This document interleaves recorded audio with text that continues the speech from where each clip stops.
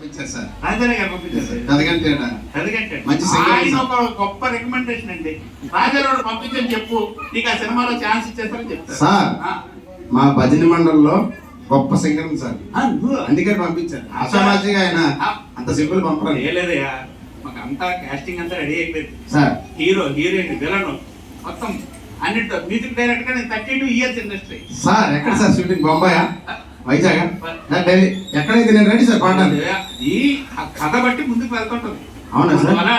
Sir మీ cinema పేరు ఇందులో ఉందా అన్న? ఇందులో ఏముంది? అందులో పాడడానికి అంతకుముందు ఒకటి తీశాను సార్. నన్ను నమ్ముకో ఉన్నది అమ్ముకో అని. ఓహో, ప్రొడ్యూసర్ అది ఉన్నది అమ్ముకున్నాడు, వేరే విషయం అది కాదు. ఇప్పుడు ఇందులో పాడవలసిన దానికి ఒక చక్కటి కైపుడు కావాలి. ఏం పాడమంటారు సార్? ఏం పాట కావాలి కాదు, నువ్వు ఒక పల్లవి పాడవు అనుకో సార్. 32 years ఇండస్ట్రీ సంగీత దర్శకుడిగా నేను లాగేస్తాను సార్. అలా పాడండి సార్. ఎలా నేను సిచ్యువేషన్ ఇస్తే పాడేస్తాను సార్. సిచ్యువేషన్ ఎందుకయ్యా? ఇక్కడ ఎక్స్పీరియన్స్ సింగర్, ఇప్పుడు సంగీత దర్శకుడు ఉన్నాడు ఇక్కడ. కొన్ని ఫార్మాలిటీస్ ఉన్నాయి సార్, చాలా ఫార్మాలిటీ. నేను ఎస్పీది లేదా ఘంటసాల గారు పాడమంటే పాడండి సార్. ఇప్పుడు సిచ్యువేషన్ ఇవ్వండి, టక్కన పాడేస్తాను. సిచ్యువేషన్ ఇవ్వాలి. Yes sir. ఇప్పుడు రాపేట అప్పారావు తెలుసు కదా, జబర్దస్త్ పెద్ద నల్లగా ఉంటాడు. నల్లగా ఉంటాడు. వాళ్ళ అమ్మమ్మ బర్త్డే చేసుకుంటున్నాడు. రాపేట అప్పారావు వాళ్ళ అమ్మమ్మ బర్త్డే చేసుకుంటున్నాడు. సత్తిపండు నువ్వు రా అని పిలిచాడు. పిలిస్తే నువ్వు సింగర్ అనుకోవచ్చు తెలుసు కదా, రాజారావు గారు ఎక్కడో లీక్ చేసి ఉంటుంది. నువ్వు పాట పాడు అన్నాడు.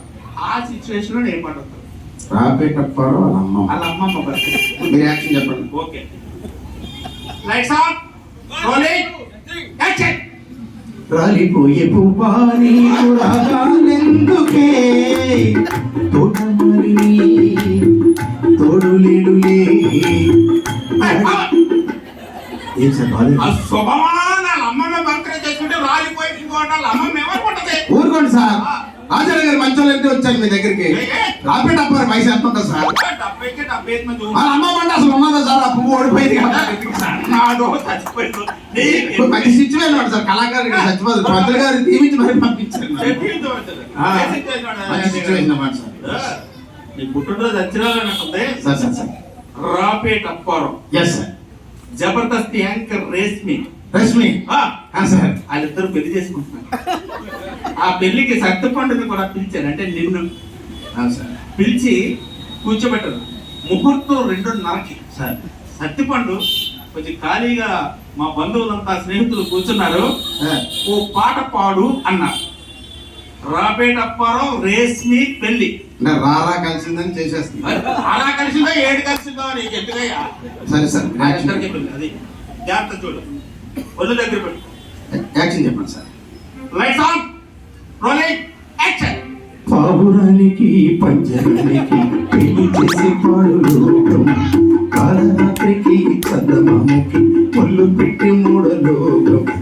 దడి దడి ఆ శుభమాని పెళ్లి చేసుకుంటే పావురానికి పంజరానికి కదా అది భార్య భర్త ఉంటే ఏమనుకుంటారు సార్? మీరు వైజాగ్ వైజాగ్ సార్. మన రష్మి ఎవరు తెలుసా?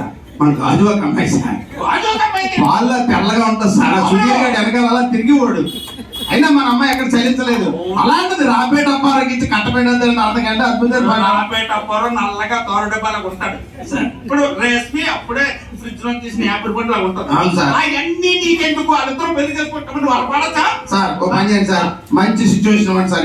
సరే మాట్లాడుతూ వెళ్ళిపోయింది sir. Please sir, please sir, మంచి సిచ్యువేషన్ ఇవ్వండి సార్. నీకు సార్ ఈ బర్త్డేలు సార్, పెళ్లిళ్ళు సార్ నప్పలేదు, నాకు కిట్టలేదు, వర్కౌట్ అవ్వట్లేదు సార్. ఇప్పుడు త్రిశక్తి భజనమంటే తెలుసు కదా? అవును సార్, అవును సార్. బజరంగి భజనమంటే తెలుసు కదా? హిందూ ధర్మ ధార్మిక మండలం తెలుసు కదా? వాళ్ళ ముగ్గురు ప్రతి సంవత్సరం డిసెంబర్ 1వ తారీఖు 9వ తారీఖు వరకు మొత్తం సంగీత పోటీలు, భజన పోటీలు, చెక్క భజనల పోటీలు చేసి